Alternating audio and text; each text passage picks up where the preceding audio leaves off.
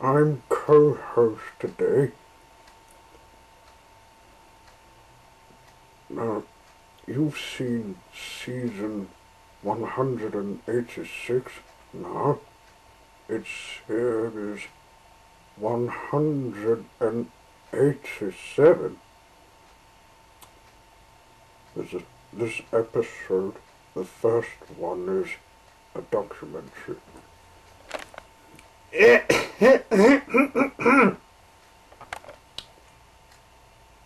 I'm hosting this bike, right, so I've changed it a bit. Can't we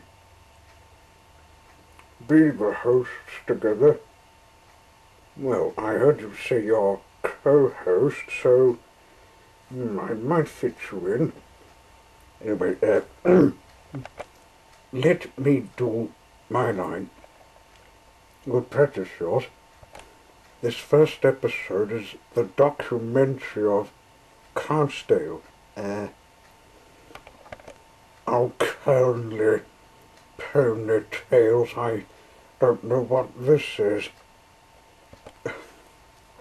Neither do I. Numbers. Oh, let's just let her narrate this first episode. Roll it. Yes, roll it. Oh dear. I don't know how many times they forget to know the name of the stories. This one has got them confused. I'll just narrate it.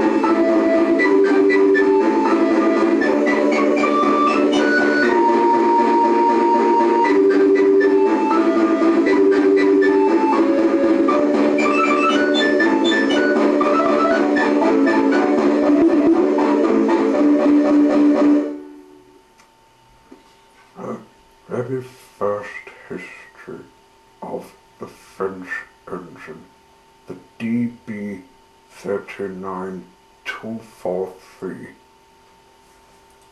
On the 3rd of March 2009, Thomas and his friends moved to Tasman Sodor, and they still visit Sodor for other work. They have to do it. Suits them very well, and many years later Percy wanted to have a series of his own, and it was to be Australian made.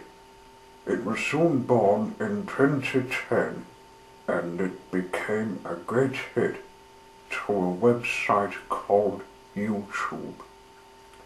And while Percy, Thomas and his friends live and work here, there were other friends, the little ponies, tugs and a few new engines that were liking their series on YouTube, as well as they too were a great hit. Most other engines come from different countries, like French steam engines.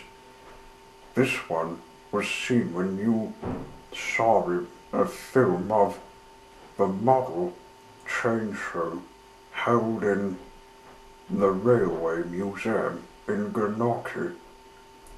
The engine that was having no name was born on the wrong time, and she secretly named herself the DB 39243. She was restored from the equestrials in the Second World, and would be doing her first proper work on Tasman Sodor. She was to be doing the work of taking the express while Gordon was away in the mainland, doing other things, and she has a special talent of doing a top speed which is 100 miles an hour. Let's now take a trip on the DB 39234, named Clydesdale, from Puffing Billy to the Forest Station. Motionless, she let out a great jet of steam from above, just dissolving into tiny wisps, sprinkling very small water which can come from the smoke. She has a massive workings, her great sliding wheels, joined by steel rods, a wide smoke box, and her long, powerful line pistons.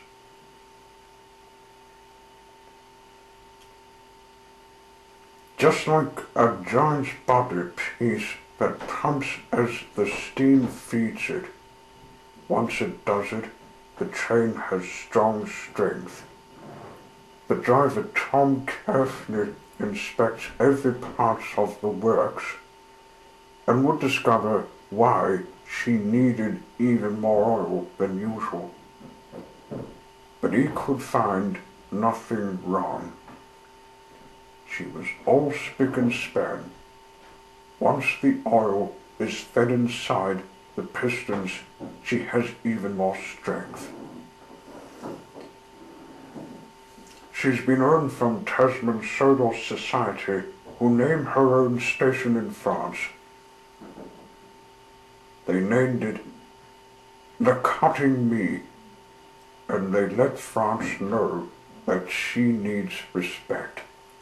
And they now understand she's learning very well. And of course, when she visits France, she would still do the fish work if a foreman there needs her help.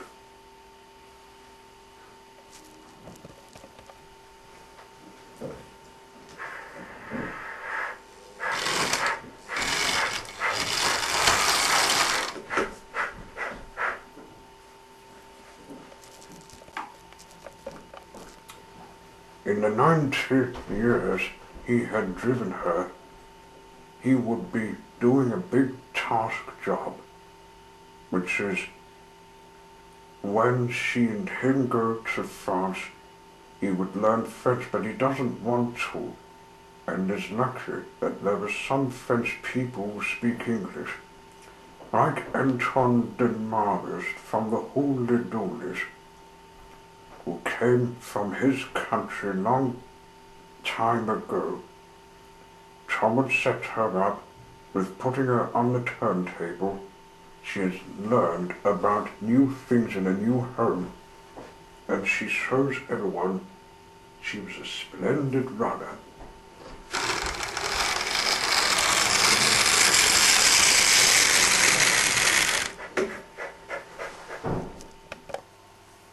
Many people, like Tasman Sodors, have given her the chance of a first day's work, like when she helped Percy with the stone, and her old friend Mush with the goods.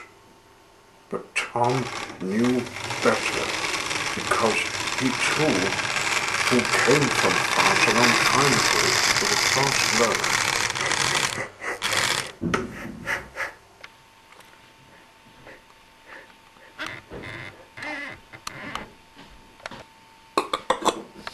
And has understood the life rules, even though he does the work of being the train driver. In his work of taking the express, he was to know a good memory before his engine was kidnapped to an orphanage. His engine did a job of an express when the 231D735 engine was not well, and that's what he would think of not for long. When he has new work to do, Clonsdale starts her trip.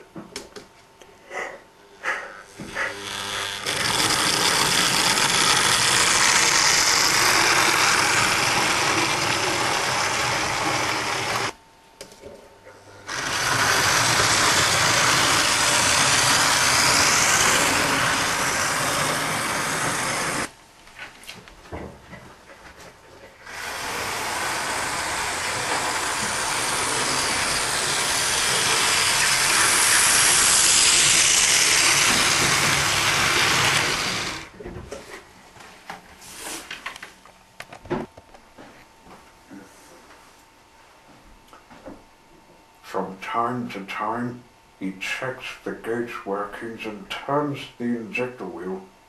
That's part of the task he has to do while working on the move.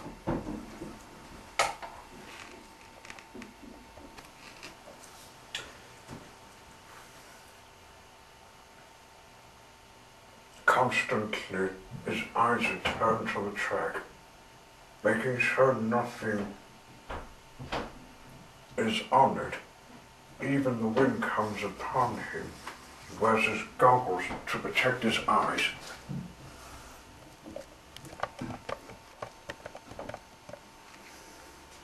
The heat scorched their legs, and then the dome was closed.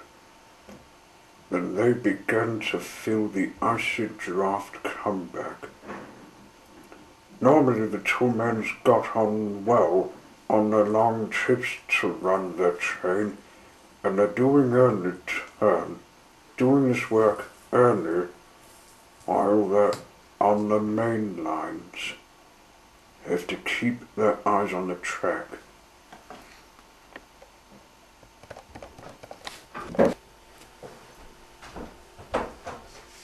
Rapidly, the hilltop was about to come after some mild trip to a few stretches.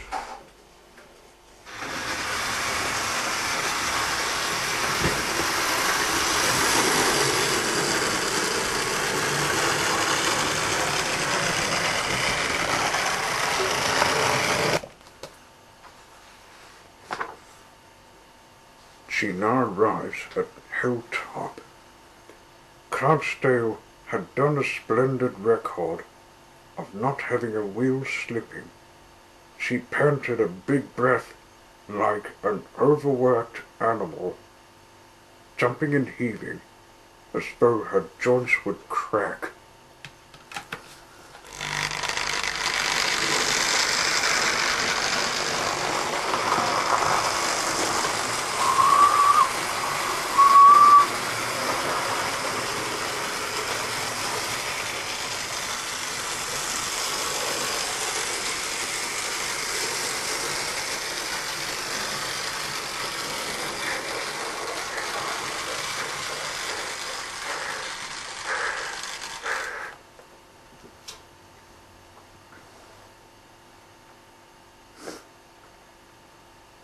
Night was falling, and Tom had to be even more watchful after he turned on the headlight on the front of the engine. Clonsdale knows that engines have to keep them on at night, but she had them off when she was on the run out of France.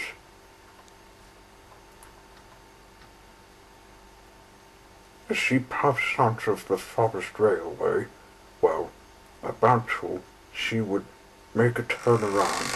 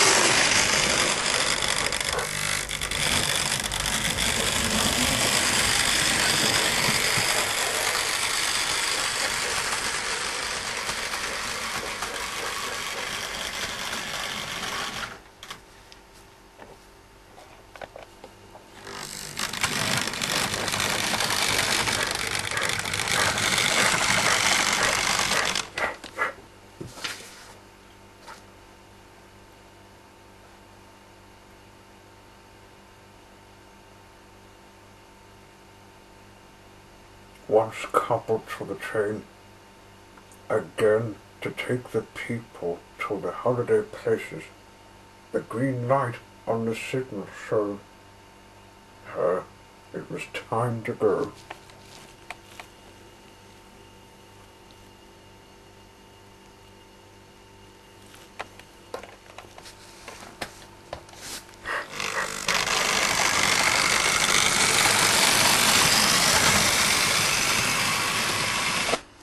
The night rain comes, and from the wet side of the cab, Tom was needing to still watch the track. He leaned out to get a better view. The wind spread it on his face, but it doesn't matter.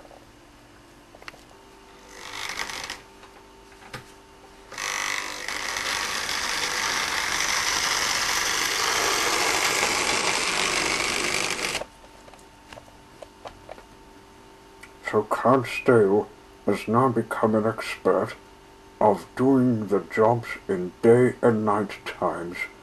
Percy's just a beginner. She still learns things. That's why, at times like this, she's still a secret agent.